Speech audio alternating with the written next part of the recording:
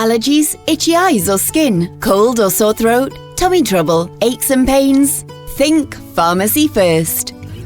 Your local pharmacy is your expert NHS health team treating a wide range of common illnesses and health concerns with no need to visit your GP. Remember, always keep a well-stocked medicine cabinet and order repeat prescriptions in plenty of time. Find your local pharmacy at nhs.uk/findapharmacy. NHS, here to help. This is our People podcast, telling the stories behind South Tyneside and Sunderland NHS Foundation Trust.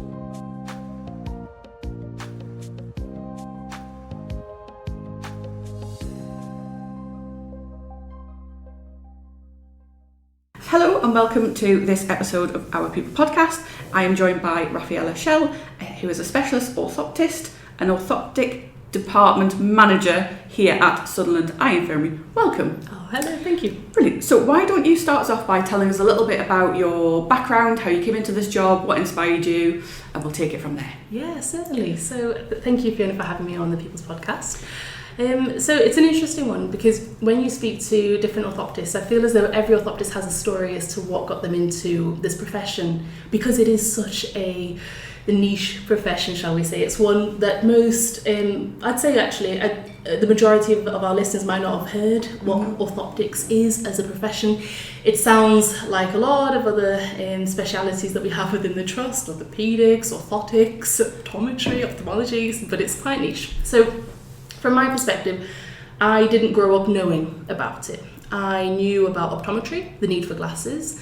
So my kind of personal connection, shall we say, is I have what would be considered as high myopia. So that's short-sightedness.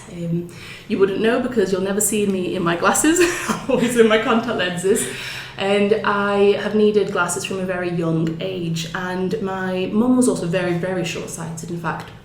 And that was something that just wasn't picked up from when I was little, and pretty much kind of early years throughout my school education, it wasn't picked up. So unfortunately, my teachers and my parents just kind of thought I had difficulties with learning more so than anything, because when it came to keeping up with everybody. So I grew up in Brazil and the schooling system was quite different, and there was a lot of, for some reason, I think in the early 90s, there was a lot of copying from the board. I don't know why that was considered. Yeah, so as a kid who grew up with that, there was a lot of copying from the board. Yeah, there was a lot of that, and I remember I was always the last child to be picked up from school, and my parents just assumed, and the teachers thought it's just because she's struggling with learning and development, and for a long time, that for a whole school year that happened. And then for some reason somebody must have suggested I think she might need glasses, and I think the penny should have dropped a little bit earlier, considering my mum had a very strong need for glasses as well, but I think my older siblings never needed them, so they never really thought.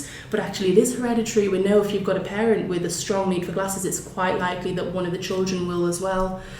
And I just have this kind of early memory of being at home with my mum and dad, and my dad thinking it was a good idea to do his homemade vision test. So, right, yeah, so yes, it was, of course. And it was, I remember it being this kind of like almost gridded paper with a blue biro, and my dad just scrawled on some letters, and the contrast between a biro and, is just non-existent, nothing like an official test. And my dad sticking it on one side of the room, and then I remember just kind of having my mum behind me, and then putting in, to be fair, it's not too dissimilar to what happens nowadays from a vision testing perspective, and my mum putting a hand over one of my eye and starting going, okay, what's the letter?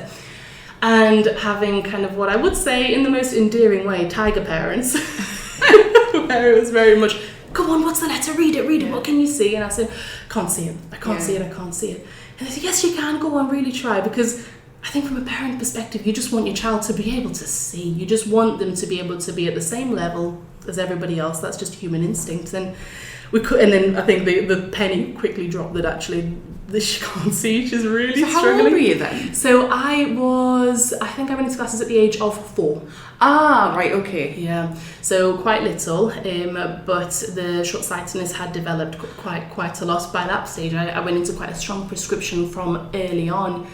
And I'd love to say that they then found out that I needed glasses, we put the glasses on, and then I turned out to be some kind of child prodigy. Well, you're doing pretty well. You're here. Well, this is it. But was it a bit of a revelation when you could really see properly? Yeah, massively. And I think It's tricky because children, this is one of the things that I've learned from working in the working as an orthoptist with a heavy paediatric caseload. Children are the most adaptable and resilient kind of group that I've ever met. Because a child can be very, very blurred in their vision and the parents will not know unless you're in that situation or unless you get a little bit older from a schooling perspective.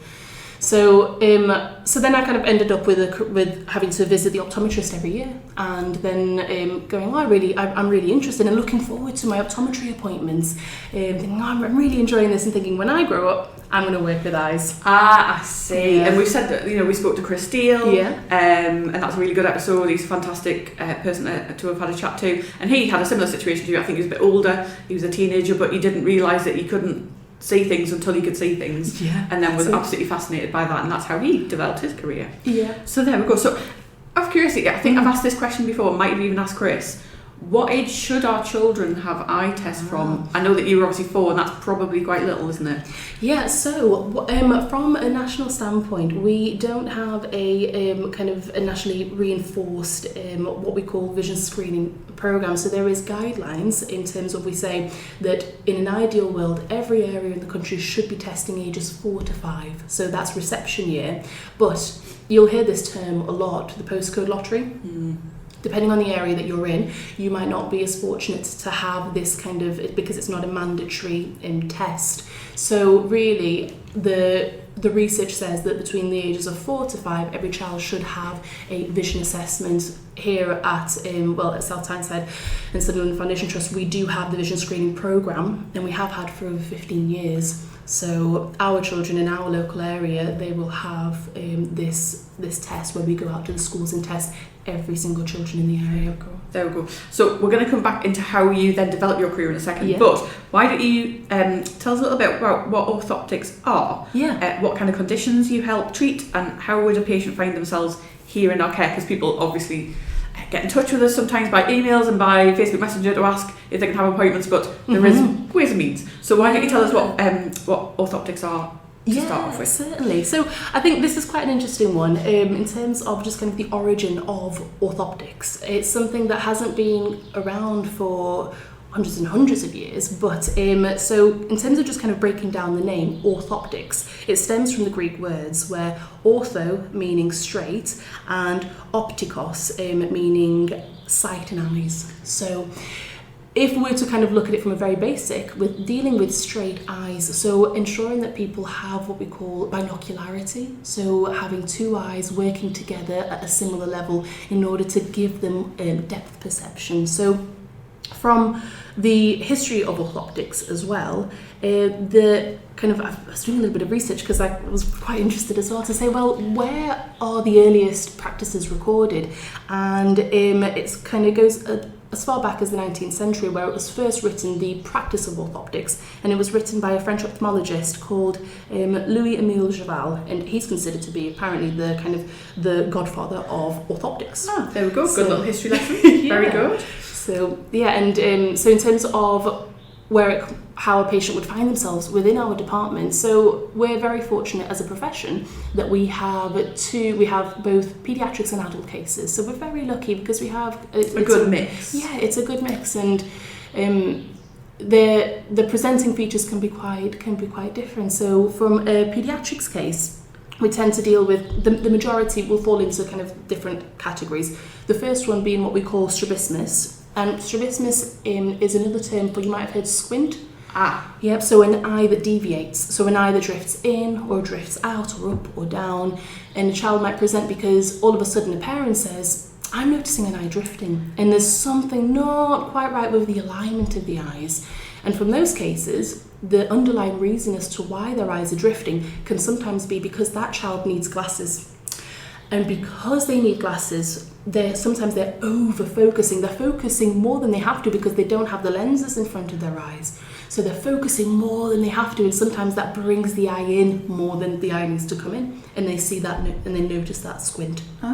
So from kids, from our paediatrics, shall we say, it's mainly patients with a strabismus or a squint, or sometimes they can just present because they failed their school vision test and they need glasses, or just the need for glasses. And they would come to us rather than an optician? Yeah, they would. And the reason for that is because we specialise in being able to record vision in children. There we go. So it's... so they get into... Because that'll be a lot of this hospital's, the patient's first experience will be as a child, and I know loads of people who've come here as children, and so I guess it's an interesting introduction to this area as a patient. Yeah, absolutely. And I think just what you've mentioned there in terms of them coming as a child, and then later down the line having other treatments, but from our adult cases, a small cohort of our patients are historically paediatric cases where they came in needing either glasses or needing an eye patch to improve the vision. We do that as well. And then they have a squint and they might have had treatment through surgery, and then they get discharged. And then, as I say, a small portion of our patients come back because they have cosmetic concerns about the appearance of the alignment. So sometimes it's where, from our adult cohort, we're dealing with cosmetic squint surgeries where we're measuring their deviation, the amount that the eye turns by, and working really closely with our ophthalmologists, our strabismologists, to be able to kind of consider surgical intervention. So how young will a patient be? What's the youngest patients we say? What the oldest patients we say? Well, the beauty of orthoptics is they can be as young as, say, 2 months old, and they can be, and there's no age limit from our adult patients. I suppose when you get the very little patients in, that must be quite special. It is. It's lovely. Yeah. It's really nice. Set them up on the right route. Certainly. And so, are there any other conditions we do treat? Are there any other things that people might know that you would get involved in? Yeah. So, from our perspective, the ones who do know about orthoptics, they'll say, well, you're the ones that put patches on children. I think that's the main one that we get. And to be fair, the majority of our cases are the ones that need eye patching. So a common misconception, which a lot of people aren't aware of, is that we put the patching on not for the squint. We put patches on children to improve their vision. But it just so happens that a lot of our patients needing patching also have a squint. I did always think it was to do with the squint. I'd say the majority of our cases and our families do think that as well. So now you mentioned patches. Yeah. What happens when you put a patch over the eye? It's a really good question. So what happens is, often you'll have, if there is, for example, a squint, the eye will be, let's say, for example, turning in. Now, when the eye turns in, the brain already goes, hang on a minute, that eye's not looking where it should be, therefore I'm getting double vision. One eye looking in one direction and one eye looking in the other. So to prevent double vision from happening, the brain carries out a process called suppression, and really that just means it ignores the eye. So the brain ignores the eye that is turning in so that the vision doesn't develop. And when we talk about vision, we're talking about vision from a mechanical perspective, because vision really is a lot to do with the physical connections between the eye and the brain, and it's physical pathways, it's neurons that connect the eye all the way to the brain. And these pathways, if the eye's turning in, you don't develop them as much. So the eye that's straight gets really strong, all the pathways get developed at a rate of knots through that eye, but the weaker eye doesn't develop as well. So then what we do is we say, put a patch on the good eye to force the weak eye to come out and look in the direction that it should be and develop. So cover the good eye and force the weak eye to develop. Right. And it means that then the weak eye is working at its own pace without the competition of the good eye. And depending on the difference between the vision in the two eyes, that determines how long the child wears the eye patch for. Oh. And because I've never been through that, what kind of sensations does that patient have? Does it give them a bit of a headache? Is it hard work? Yeah, well, is it actually, does it make them feel better? I know it will in the long run. Oh, absolutely. Well, again, this kind of goes back to what we mentioned about children being so resilient and so adaptable. Some children, you'll put the patch on and they bounce out of the clinic happy as anything, no bother, yeah, that's fine, I'm going to wear a patch. But some children, the vision is very, very degraded. The vision's very poor. So all of a sudden, they've gone from, in some cases, having crystal clear vision because they're using their good eye, put the patch on and the vision just drops significantly because now they're having to use this eye that they've never really used before. And then what's happening is they then go, oh, hang on a minute, they're a lot more hesitant and they aren't as, running as fast as they were. And in school, maybe they might kind of find things a bit tricky. And we say to our parents, if the vision's really, really poor, let's start patching in a familiar environment. Let's start patching at home where you can sit with them and we can read to them and we can colour in, or we can play with Lego and do things that stimulate the vision in a safe, familiar environment. Get through that first hurdle where the vision's very poor, then it's plain sailing, because then the more you wear the patch, the better the vision becomes and the less bothered the children are about keeping the patch on. Yeah, because school can be a bit of a tough place, can't it? Yeah, well, this is it. And I think what we're finding, it's interesting because I've, just from within my kind of time within orthoptics, I've noticed a shift in terms of, when I first qualified, there were a lot of comments about children not wanting to wear their eye patch at school because it's different and different gets commented on, and I think that's what it comes down to. Whereas now, you'll find that in most classrooms from the ages of maybe reception to perhaps year 2, year 3, there'll be at least one child that wears patches. Oh, so it's as common as that? It's as common as that. I have to say I haven't seen any children with patches recently, but then I guess if I worked in a school or somewhere I'll probably see them a lot more.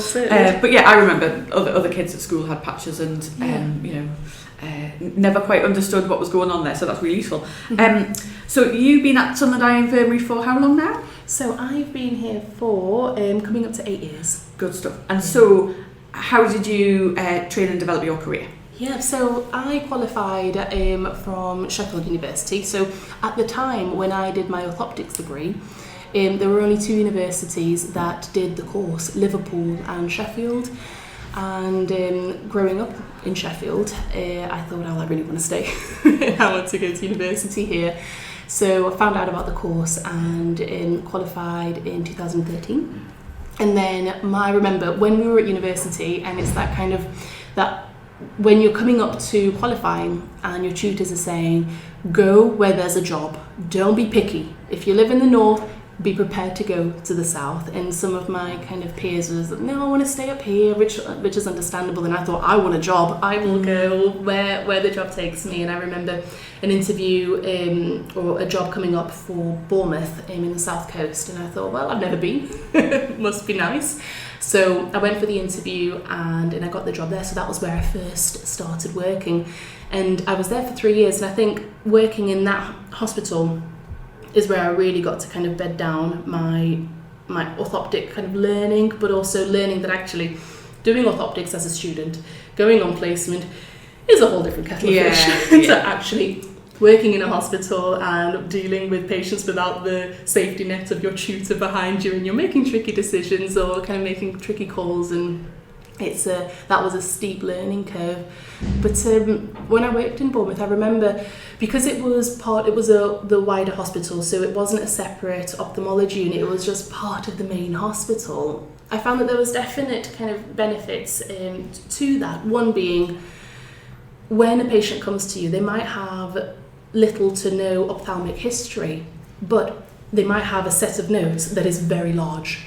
And the patient comes in with a set of notes that kind of just falls on your desk, and you already, before you've even said a word, you already know that this patient and this family, they've been through a lot. Yeah. They've had a lot happening, and they might be, from an ophthalmic standpoint or an orthoptic standpoint, there might be very little in regards to anything that needs to kind of have further management, but having that visual gives you an idea of what's going on. And we still have this at the eye infirmary, we still have the information, but you don't have the notes for their other kind of other areas of healthcare. I see, right, okay. Yeah, so it was like integrated into the rest of the hospital. Yes, right, that's okay. it. Whereas here we are very much focused on the eyes. On the eyes, absolutely, just that. And so, did you really enjoy that patient-facing experience, like really getting to do the job? Yeah, absolutely. Because I always found this throughout my university life, the sitting down and memorising pathways and nerves and all of that, yes, you do it because you want to learn and you want to be good at your role, but what I loved were the placements, and that's where I excelled in from kind of a grades point of view. My top marks came from, I always did well because I loved talking and I loved having that interaction with the patients, and that's something that always came easy to me. So having those kind of 3 years working where I thought, yeah, this is definitely what I want to do, because I think, I'll be honest, with anybody going into a career for the first time, how do you know that that's what you want to do long term? Until you're doing it. Until you don't know, do you? That's it. And so I was going to ask this question a little early, kind of later on in our chat, but I'm going to ask it now, seeing as you mentioned it. I was like, how do you... Is the difference you make to our patients the thing that gives you the biggest kind of reward for the job? Yeah.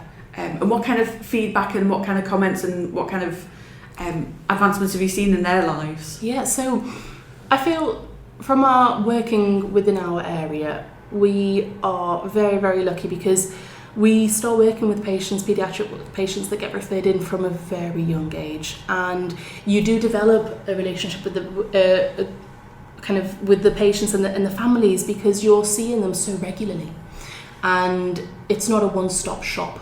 It's not a come to me, we'll fix you and then you're off again. It's very much, we're going to have to work together on this, and it's going to be hard and there's going to be challenges, but you're going to see my face every 6 to 8 weeks. Oh, that's quite often then. Quite often for the next 2 or 3 years sometimes. So we get to see these little patients coming in being very young to then kind of when we're discharging, we see them growing up, and from the comments that we get from our families, and to be honest, sometimes it's the direct comments where the patient, when I always say this to my colleagues, when a patient leaves your clinic room and they look at you dead in the eye and they say thank you, and you know how heartfelt that is. Yeah, and you know that you've made that difference. That makes the biggest difference. Well, and I can see all the thank you cards on the door downstairs, which is lovely. You must love those little notes that come in. Yeah, make a world of difference. Oh, they do. And so you are you're in as well as being a specialist orthoptist in your own right, you are the department manager. Yes. So why don't you take us through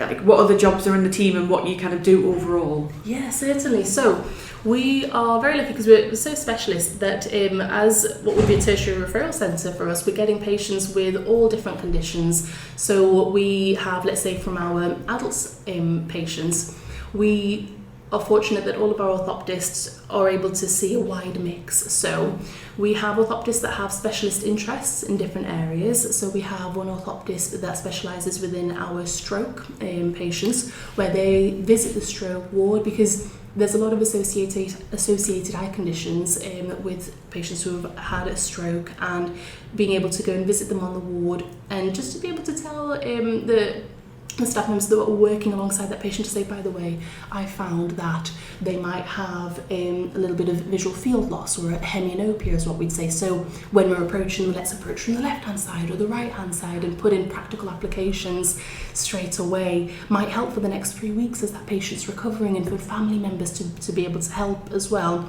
So we have that side.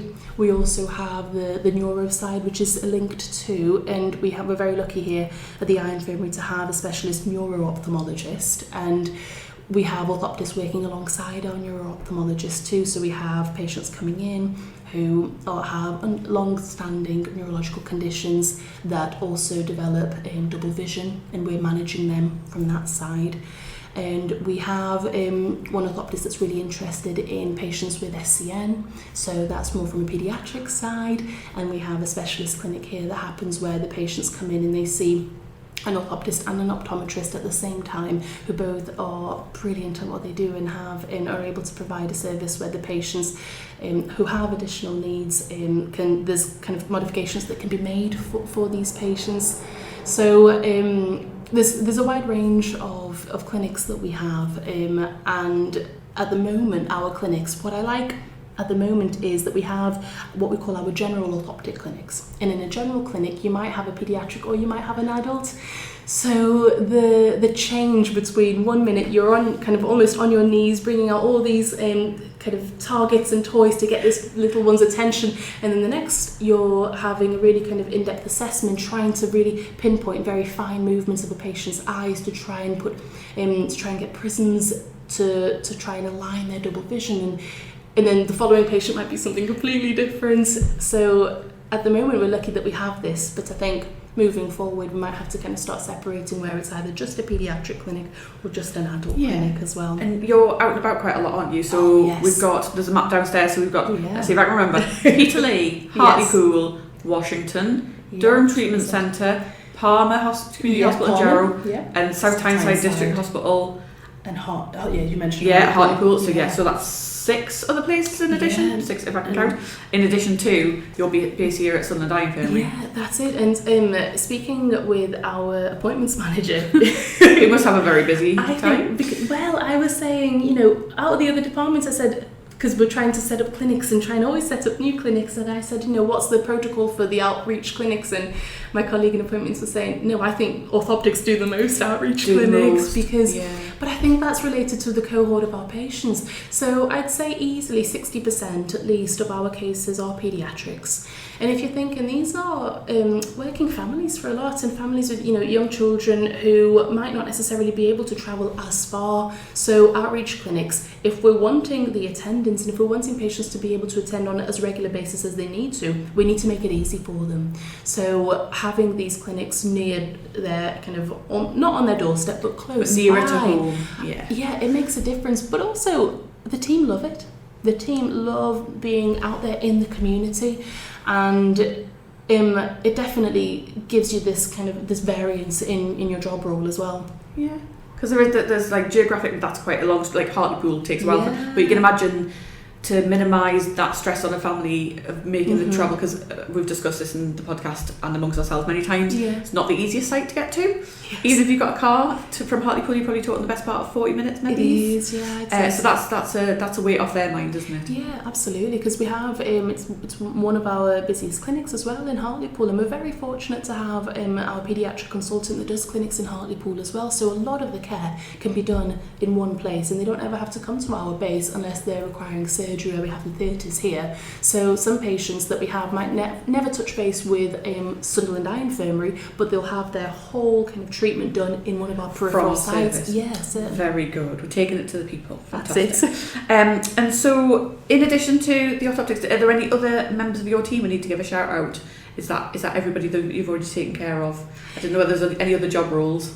Yeah, so from our side, we also have kind of our colleagues that work alongside from an administrative side, and obviously my managers. I think everybody, you'll probably hear a very similar story from the Infirmary. It's not kind of just us. We're nothing without our surrounding our team. I should give a special shout out to our admin members. I need to catch up with them at some point for a podcast, but they are the people who make this place work, aren't they? Absolutely. They do a fantastic job. Absolutely, couldn't agree more. Yeah, and so we've had a bit of a look around your department downstairs, and it's definitely you work with what you've got, don't you? But we are going to be moving to a new hospital in a couple of years' time. How have you been involved in helping form those plans, and what will it mean to you and your team when we finally get the keys and move in? Yeah.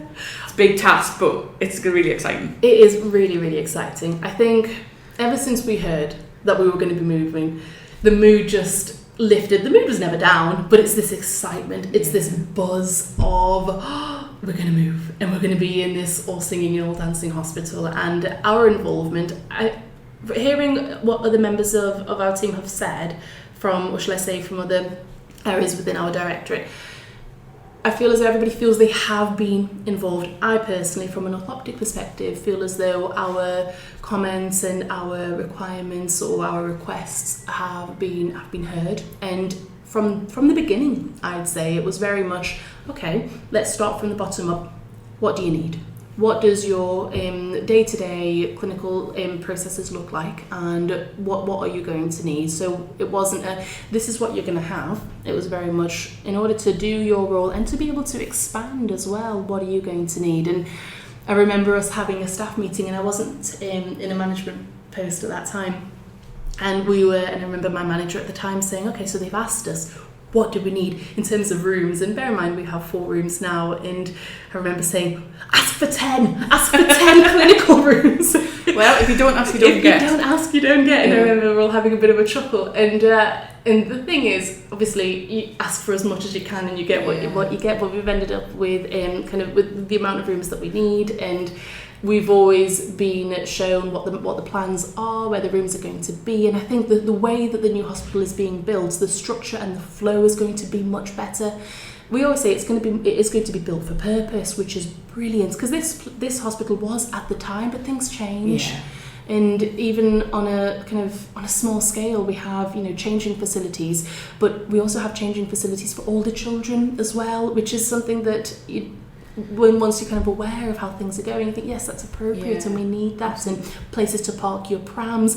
We're dealing with so many patients where they are younger children and families almost every other family coming in has a pram, and we need that. Yeah, you've that got space. quite a nice little kind of through area, haven't you? But it's not ideal. Yeah, well, this is it. Because as I was saying, where we have clinics where we have both adults and paediatrics, sometimes we'll have an adult patient sat next to a small child, and you kind of think, if we can just have that kind of separation, it makes it easier. So you're gonna have a little play area. I hope so. Fingers crossed. So.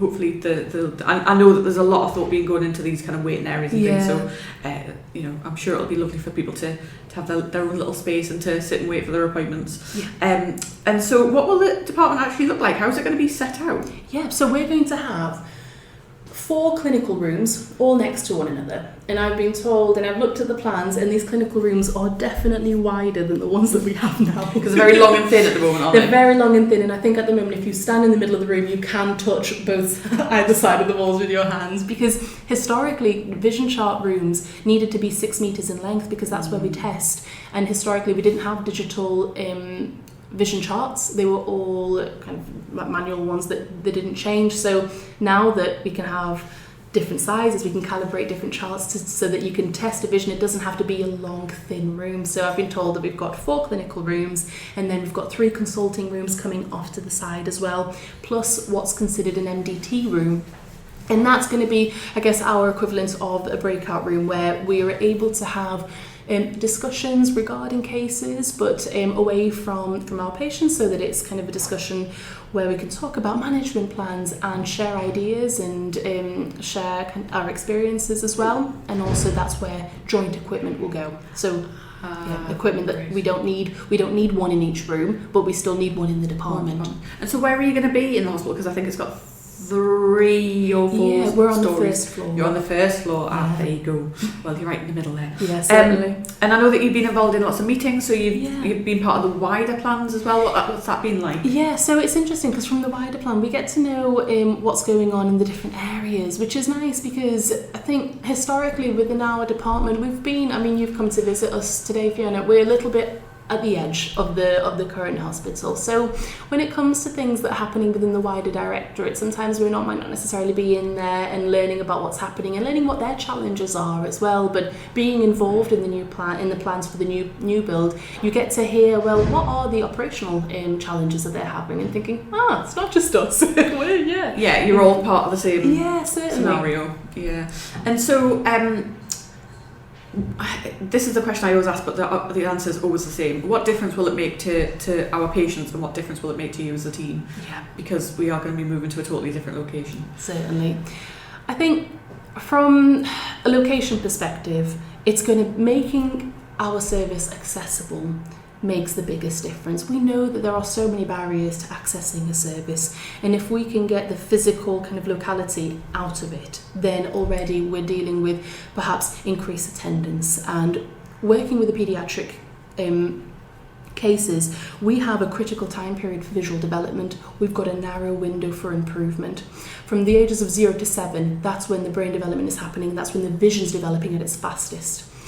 If we are unable to assess our patients in a timely manner, we're actually it can lead to possible problems with kind of their vision, and we might not be able to get the best visual outcome. So having an eye hospital in a central location where patients can access using public transport means that they'll be able to attend, and also being in the town centre, you've got the possibilities for us to be able to go at lunchtime, be able to and feel part of the city centre. Feel part of the city centre. That's it. But I think the main thing for me and for my team, and I think I'll probably extend this to the wider kind of SCI family, it will make the greatest difference, because we'll be able to continue to deliver the practice that is representative and in the building that we're in, because it's cutting edge. We are doing so much in regards to development and research that our environment needs to showcase that.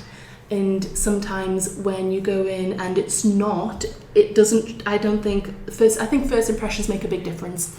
And I want it to be representative of what it is that we're doing. Yeah. And we do so much research work, and obviously kind of developing loads of our different services and helping regionally and nationally, and it's going to basically reflect the amazing service that we do here. I mean, we love our home at Sunderland Infirmary. It's a lovely old building, but it is old. It is. And anybody who comes here or has been here before, whether it's on the off chance or a regular basis, will know that it's got its challenges. It does. And so to be able to walk through that door and see a brand new building is going to be amazing. Well, this is it. I think I heard from previous podcasts that you've done, our now matron Carol saying that, what do we do when we're not dealing with estate requests? Yeah, I know. And I was nodding along, listening, thinking, yeah, absolutely, that takes up a considerable chunk of my time from a management point of view. It does, and I know that the estates team and everybody here do a brilliant job of making things work, but it just means that we can't do the things we need to do. That's it. And know that everything's going to be fine. Yeah. So it's going to be amazing when we do get that building.